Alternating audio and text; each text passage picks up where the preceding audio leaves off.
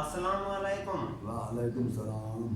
کیا حال ہے چاچا جی؟ اللہ کی رحمت نہیں چاہتے یار ٹھیک ہے اللہ کی رحمت. اچھا آپ سے یہ سوال پوچھنا ہے، یہ حسد کیا ہے؟ یہ ٹھیک ہے آپ نے جو سوال کیا ہے. ناظرین میں ابن الخیر سید اللہ بخشا تسلیم آپ کی خدمت میں حاضر ہوں. ہمیشہ جو ہم اپنے چینل سے علمی گفتگو کرتے ہیں تاکہ معاشرے کو فائدہ پہنچے اور ہمارا معاشرہ اسلامی معاشرہ جو ہے وہ راہ راست پر آ جائے اور ان میں کوئی تہذیب اسلامی پیدا ہو.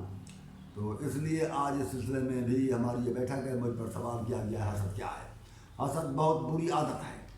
حسد کرنے والا خود اپنے حسد کی آگ میں جلتا رہتا ہے، اپنی صحت کو نقصان پہنچاتا ہے، دوسرے سے مقابلہ کرنے کے لیے اپنی حیثیت سے بڑھ کر کام کرتا ہے تو مالی نقصان بھی اٹھاتا ہے.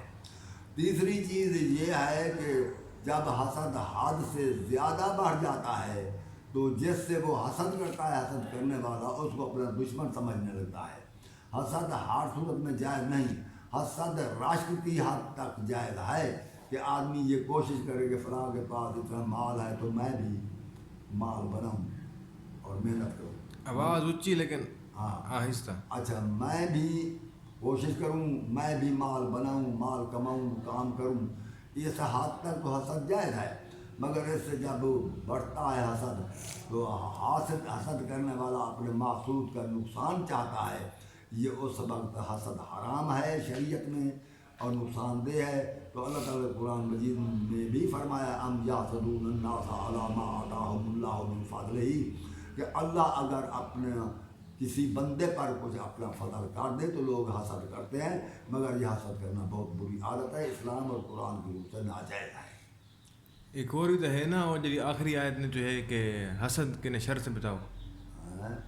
قل اعوذ برب الفلق من شر ما خلق من شر غاسق اذا وقب. اور اس کے علاوہ بھی اللہ نے فرمایا قل اعوذ برب الفلق من شر ما خلق ومن شر غاسق اذا وقب ومن شر النفثات فی العقد ومن شر حاسد اذا حسد. اے اللہ مجھے حسد کرنے والے کے شر سے بچا جب وہ حسد کرے. تو حسد کرنا برا ہے. اللہ جس سے حسد کیا جا رہا ہو اسے چاہیے کہ وہ اللہ سے پناہ مانگے کہ حسد کرنے والے اسے نقصان نہ پہنچا سکیں. اور جس سے حسد کیا جا رہا ہے تو اس کو حق ہے کہ اپنے حسد کرنے والوں پر کچھ بخشش کرے، کچھ عنایات کرے، ان سے اچھا سلوک کرے تاکہ ان کا حسد کم ہو. یہ نہیں کہ ان سے دشمنی مول نہ لے لے. یہ میری بات اپنے طور پر ختم ہو. اگلا